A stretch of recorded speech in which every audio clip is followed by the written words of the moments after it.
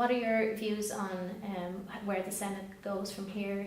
Reform, abolition, what would you like to see happen? Well, there's been about, I think, at this stage, probably 12 reports. It's probably more. I've lost track. I used to talk about it a lot when I was in the Senate. I mean, I feel many people have given a great contribution in the Senate over the years. But as a government, we have made the decision now. It's over to the people to decide.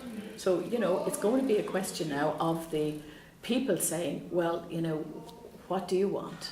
And deciding, the people, will be asked for their opinion on it. So I'll wait and see what the people have to say at this stage. And the people will be given an opportunity later in the year. I've always said, if you're abolishing the Senate, you really have to reform the Dáil.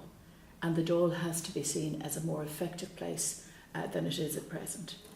Because otherwise people will be concerned. They'll be concerned about the majority we have there. They'll be concerned about how business gets done. So I think we have to up our agenda on Dáil reform if there isn't going to be a Senate.